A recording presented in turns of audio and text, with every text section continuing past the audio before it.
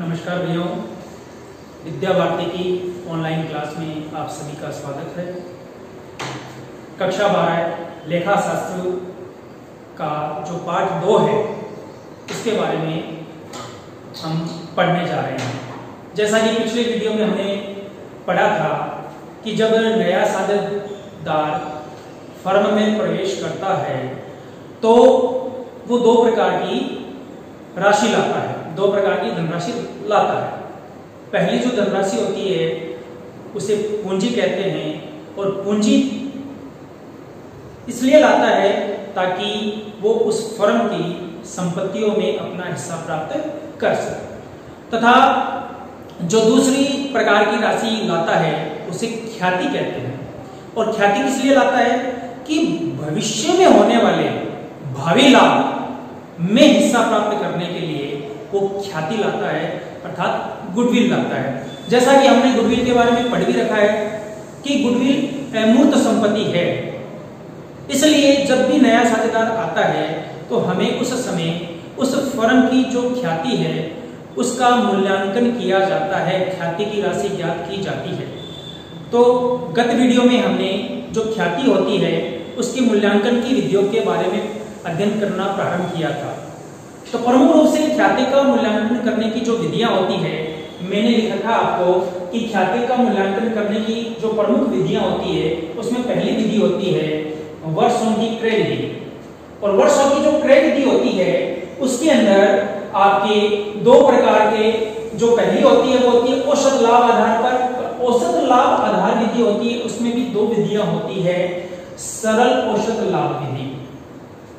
पिछले वीडियो में हमने जो सरल औसत लाभ विधि है उसके बारे में चर्चा की थी, समझा था, उससे संबंधित हमने प्रश्न हल किए थे। उसके बाद में आती है भारित औसत लाभ विधि, तथा वर्षों की क्रय विधि में दूसरी विधि होती है अधिलाभ आधार विधि, सुपर प्रॉफिट विधि।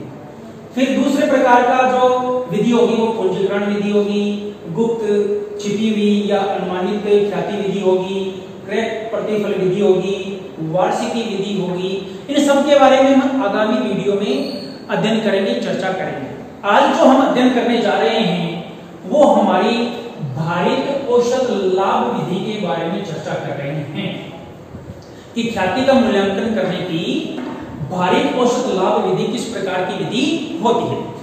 तो इसको हल करने से पहले कुछ चर्चा कर लेते हैं कि भारित औसत लाभ विधि किसे कहते हैं, किस प्रकार से इसका हम उपयोग करते हैं तथा क्यों उपयोग करते हैं। भारित औसत लाभ विधि उस फर्म में ख्याति का मूल्यांकन करने के लिए ज्यादा उपयुक्त होती है जहां का जो लाभ होता है वो निश्चित नहीं होता, लगातार बढ़ता रहता है या लगातार घटता रहता है। उसमें सरल लाभ विधि है वो उपयुक्त नहीं है। उसमें कौन सी विधि ज्यादा उपयुक्त होगी? अपनी भारित औसत लाभ विधि है वो ज्यादा उपयुक्त होगी। अब हमें करना क्या होगा वो देखिए कि भारित औसत लाभ विधि में हमें क्या करना होगा। हमें जितने भी वर्षों का लाभ दे रखा है उसको हमें भार देंगे, वेट देंगे, वेटेज देंगे, और उसको 1 नंबर 2 नंबर 3 नंबर 4 नंबर या जितने भी वर्षों का लाभ दे रखा है उसको हम क्रमानुसार क्या देंगे, वेट देंगे, वेटेज देंगे।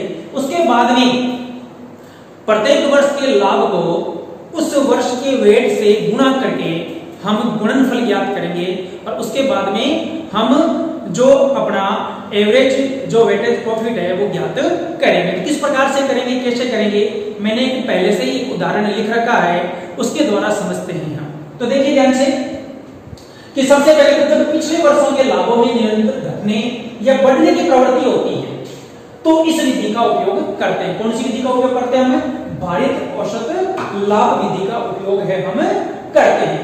इसके पहले सूत्र पे हम चर्चा करते हैं वेटेड एवरेज प्रॉफिट या WAP। इसका सूत्र क्या होगा? टोटल प्रोडक्ट ऑफ प्रॉफिट और बट्टे में टोटल ऑफ वेट्स। और फिर हम गुडविल याद करेंगे। गुडविल का क्या होगा? जैसे कि पहले वाली विधि में हमने सरल औसत लाभ विधि में भी अध्ययन किया था, उसी प्रकार से गुडविल निकालेंगे तो WAP अर्थात वेटेड एवरेज प्रॉफिट गुणा नंबर्स ऑफ ईयर्स परचेज। वो प्रश्न में दी हुई आएगी कि कितने वर्षों के क्रय के बराबर है वो ख्याति का मूल्यांकन करना है। तो देखिए मैंने आपके सामने पहले से ही उदाहरण लिख रखा है, उस उदाहरण को हम समझते हुए हल करते हैं कि औसत लाभ विधि द्वारा हम खाते का मूल्यांकन किस प्रकार से कर सकते हैं। जैसा कि मान लीजिए एक फर्म है, तो वो फर्म एक नए साझेदार को प्रवेश देती है, तो उस फर्म के गत 4 वर्षों के आपको लाभ सामने दे रखे हैं। जैसा कि आपको ईयर्स प्रॉफिट्स दे रखा है। 2013 में उस फर्म का लाभ 10,000 रुपए था, 2014 में उस फर्म का लाभ 15,000 रुपए था, 2014 में 15,000 रुपए था, और 2015 में 30,000 था, और 2016 में 30,000 था। लाभों को देखने से पता चल रहा है कि लाभ लगातार बढ़ रहे हैं। जैसा कि मैंने पहले बताया कि ये विधि उस फर्म में ज्यादा उपयोगी होती है जहां लगातार लाभ या तो बढ़ते रहते हैं या घटते रहते हैं। तो यहाँ लगातार लाभ बढ़ रहे हैं, तो इसलिए सरल लाभ विधि की अपेक्षा हम भारित औसत लाभ विधि का उपयोग करेंगे।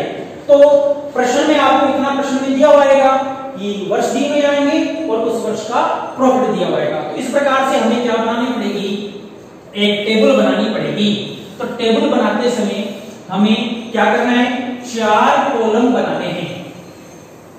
पहला जो कॉलम होगा उसमें देखिए ईयर्स अर्थात वर्ष, दूसरा जो कॉलम होगा उसमें प्रत्येक वर्ष का प्रॉफिट, तीसरे कॉलम में वेट और चौथे कॉलम में प्रोडक्ट अर्थात अपना प्रॉफिट को किससे गुणा करेंगे, उस वर्ष के जो हमने भार दिया है उससे हम क्या कर देंगे, गुणा कर देंगे। तो मैंने पहले ही प्रश्न में आपके सामने लिख रखा है उसी को।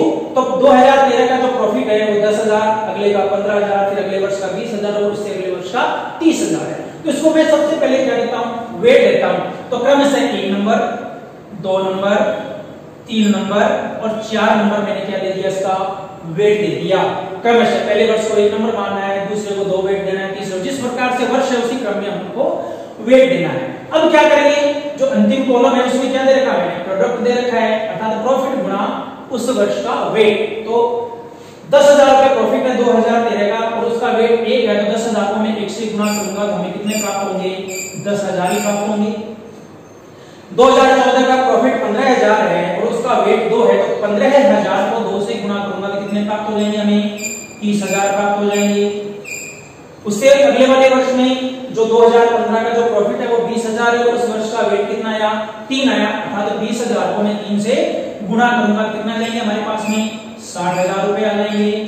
और उससे अगले वाले में देखिए 2016 में 30,000 का प्रॉफिट है और उस वर्ष का जो वेट आ रहा है वो कितना आ रहा है, 4 आ रहा है।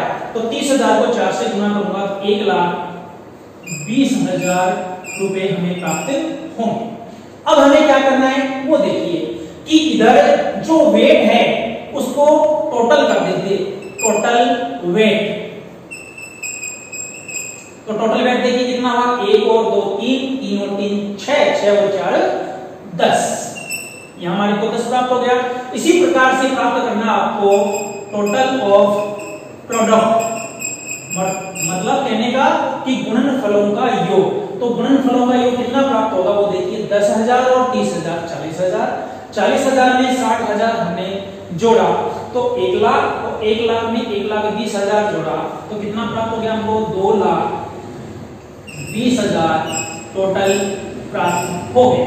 ये हमें जो हमारा जो प्रोडक्ट है गुणनफल है उनका योगफल प्राप्त होगा। अब हमें वेटेज एवरेज प्रॉफिट ज्ञात करना है। तो वेटेज एवरेज प्रॉफिट ज्ञात करने के लिए हम सूत्र लगाएंगे टोटल प्रोडक्ट ऑफ प्रॉफिट और बट्टे में टोटल ऑफ वेट्स। तो यहाँ इसी के सामने में अगर ज्ञात करूं तो हमारे पास में टोटल प्रोडक्ट ऑफ प्रॉफिट कितना आया, 2,20,000, ठीक है। तो उसके बाद में टोटल ऑफ वेटेज कितना आया हमारे पास में 10 आया, तो शून्य से शून्य कैंसिल हो गया।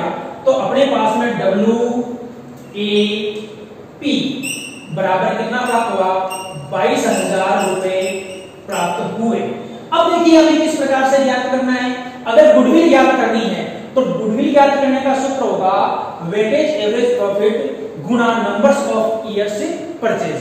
अब मान लीजिए प्रश्न में दिया होगा कि गुडविल है वो भारित औसत लाभ के 2 वर्षों के क्रय के आधार पर ज्ञात कीजिए, 3 वर्षों के क्रय के आधार पर ज्ञात कीजिए, 2 इयर्स या 3 इयर्स के आधार पर ज्ञात करें। तो जितने वर्षों के आधार क्रय के आधार पर हमें ज्ञात करनी है उतने ही वर्षों से जो हमारे पास में WAP आया उसको गुणा करना होता है। मान लीजिए कि अगर 2 वर्षों की क्रय के आधार पर ज्ञात करनी है तो सूत्र क्या था हमारा, गुडविल इक्वल बाय WAP अर्थात weighted average profit multiply with numbers of years purchase. मान लीजिए कि 2 वर्षों के क्रय के आधार पर अगर ज्ञात करनी होती तो हमें क्या होता, गुडविल हमारे पास में कितनी आती, 22,000 हमारी क्या प्राप्त हुई WAP, और गुणा अगर 2 वर्षों के आधार पर ज्ञात करनी होती तो गुणा 2 कर देते तो हमें किस प्रकार से कितने रुपए प्राप्त होते, 44,000 रुपए है वो गुडविल के प्राप्त होते, अर्थात उस फर्म की जो ख्याति है उसका मूल्यांकन कितना होगा, 44,000 रुपए होगा। तो इस प्रकार से हम भारित औसत लाभ विधि के द्वारा जो फर्म की ख्याति होती है उसको ज्ञात कर सकते हैं। और किस प्रकार के फर्मों में ये ज्यादा उपयुक्त होती है, जिन फर्मों का लाभ या तो लगातार बढ़ रहा है या लगातार घट रहा है। तो सभी भैया इस विधि से संबंधित जितने भी अपने पाठ्य पुस्तक में प्रश्न है उसको हल करेंगे और मुझे मेरे व्यक्तिगत नंबर पर भेजने की कृपा करेंगे। धन्यवाद। जय भारत, जय हिंद।